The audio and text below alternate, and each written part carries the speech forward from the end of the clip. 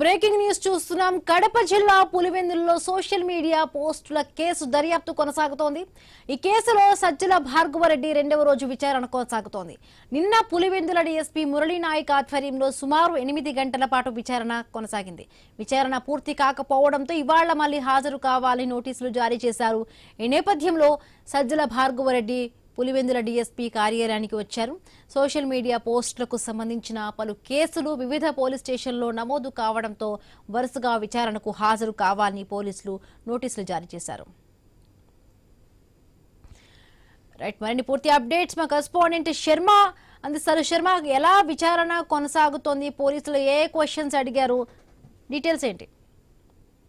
Himabindu social media కేసులో social media పోస్టుల వ్యవహారంలో అప్పుడు గతంలో వైసీపీ హయాంలో చురుగ్గా పనిచేసినటువంటి YCP social media coordinator Sajjala Bhaskar రెడ్డిని గత 2 రోజులుగా పులివెందుల పోలీసులు విచారిస్తున్నారు. నేటి రోజున అనేక అంశాలు ఏ రకంగా పోస్టులు అప్లోడ్ చేస్తారు, పోస్ట్ పెట్టడానికి కారణాలు ఏంటి, ఎవరి ఆదేశాల మేరకు ఈ పోస్ట్ పెట్టారో, ఏ విధంగా తయారు చేశారు, మీ వెనకాల ఉన్నటువంటి మాస్టర్ బ్రెయిన్ ఏంటి అనే అంశాల మీద కులంకుశంగా అనేక ప్రశ్నలు సంధించినట్టు తెలుస్తోంది. అయితే పోలీసులు అడిగిన అనేక ప్రశ్నలకు సమాధానం చెప్పినప్పటికీ కొన్నిటికి మాత్రం దాటవేసే ధోరణిలో సజ్జల భాస్కర్ రెడ్డి వ్యవహరించారని స్వయంగా డీఎస్పీ నిన్న రాత్రి నిర్వహించినటువంటి మీడియా సమావేశంలో వెల్లడించడం జరిగింది.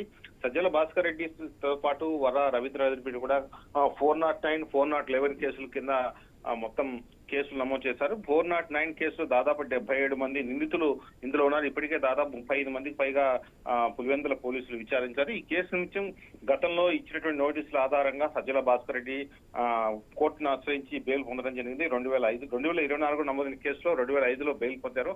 అప్పటి నుంచి బెయిల్ పోయినటువంటి సజ్జల భార్గవరెడ్డిని విచారించేందుకు పలుసార్లు నోటీసులు జారీ చేశారు. అయితే సజ్జల భార్గవరెడ్డికి ఏదైతే కడప కోర్టు బెయిల్ మంజూరు చేసిందో, బెయిల్ మంజూరు చేసే క్రమంలో పోలీసులు ఎప్పుడు పిలిచినా కూడా పులివెందుల పోలీసుల స్టేషన్ కు వెళ్లాలంటూ కూడా సూచించింది. ఆ సూచనల మేరకు సజ్జల భార్గవరెడ్డి పోలీసులు ఇచ్చిన నోటీసు మేరకు నిన్న హాజరయ్యారు. నిన్న పూర్తిగా విచారణ పూర్తి కాకపోవడంతో ఇవాళ మళ్లీ మధ్యాహ్నం 2:30 రమ్మని పిలిచారు. 3 గంటల ప్రాంతంలో సజ్జల భార్గవరెడ్డితో పాటు కడపకు చెందినటువంటి క్రిమినల్ లాయర్ నాగిరెడ్డి, తర్వాత స్థానిక లాయర్ ఓబిరెడ్డి కూడా ఇద్దరు సంయుక్తంగా కలిసి డిఎస్పీ కార్యాలయానికి రావడం జరిగింది. ఇవాళ సాయంత్రం 6, 7 దాకా ఈ విచారణ కొనసాగే అవకాశం ఉంది. మరి సోమవారం రోజున చిత్తూరు జిల్లాలో కూడా మరో నమోదైన కేసులో సజ్జల భాస్కర్ రెడ్డి విచారణకు హాజరయ్యే అవకాశం ఉంది. మొత్తానికి ఈ కేసు వ్యవహారం చూస్తే మొత్తానికి సజ్జల భార్గవరెడ్డి చుట్టూ కూడా సోషల్ మీడియా పోస్టుల వ్యవహారం కొంత వివాదాస్పదంగానూ ఉండే అవకాశం కనిపిస్తోంది. Right, thank you Sharma.